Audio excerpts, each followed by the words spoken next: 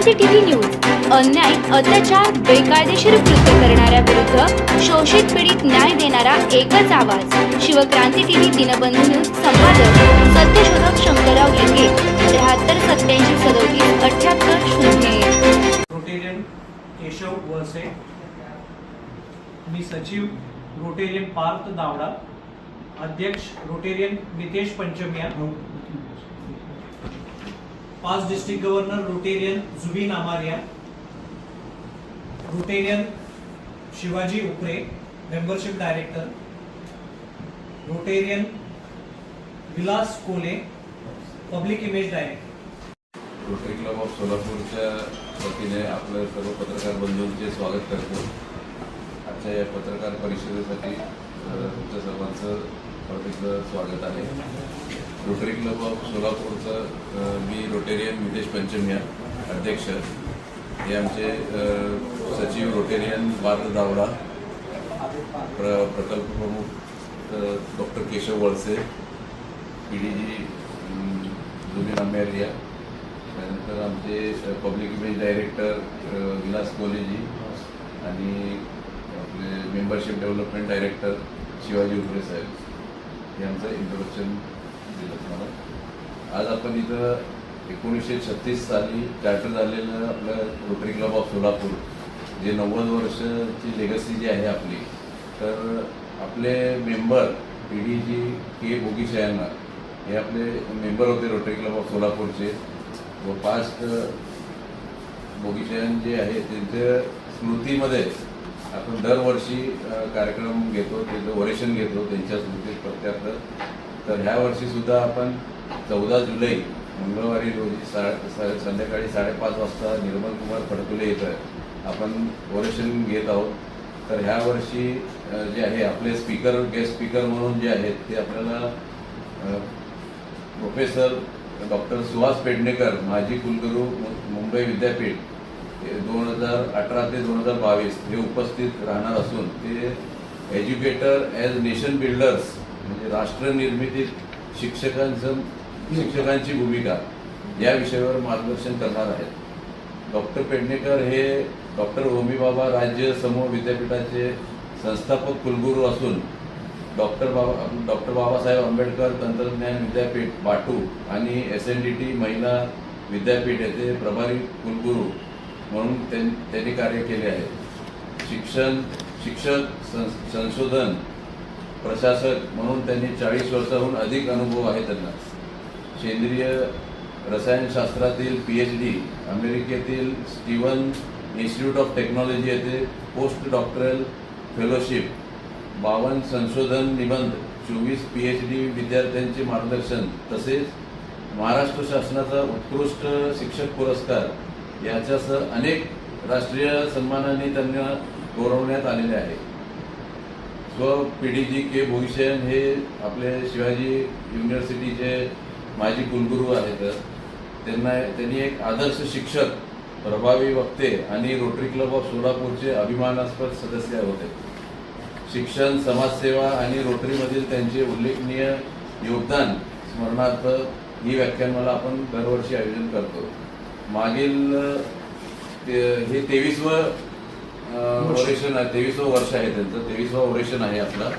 या व्याख्यानमालेमध्ये आजपर्यंत अनेक मान्यवर म्हणजे राष्ट्रीय कीर्तीच्या मान्यवरांचे मार्गदर्शन आपल्याला लाभले आहेत। त्यामध्ये पद्मभूषण डॉक्टर अनिल काकोडकर, रोटरी इंटरनॅशनलचे माजी अध्यक्ष कल्याण बॅनर्जी, भारताचे माजी सरन्यायाधीश ॲडव्होकेट उदय ललित सर, स्वामी गोविंद देवगिरीजी महाराज, तसेच संरक्षण मंत्रालयाचे कार्यकारी संचालक श्री सुशील गायकवाड हे पण मागच्या वर्षी आपल्याकडे इथं ओरेशनला लाभले होते।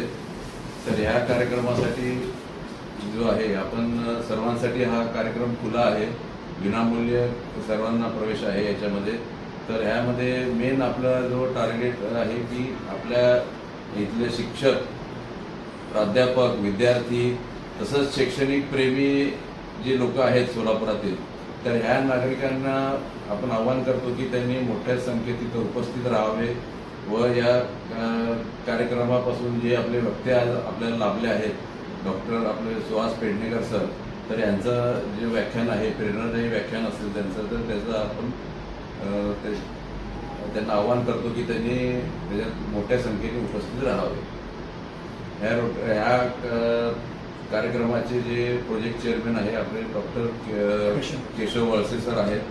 तर मी अध्यक्ष सचिव आपल्या रोटरी क्लबच्या माध्यमातून सर्वांना आपल्या पत्रकार बंधूंना विनंती करतो की त्यांनी जास्तीत जास्त ह्या बोगीशन ओरेशनचं प्रसिद्धी द्यावी आणि आपण सर्व पण तिथं उपस्थित राहून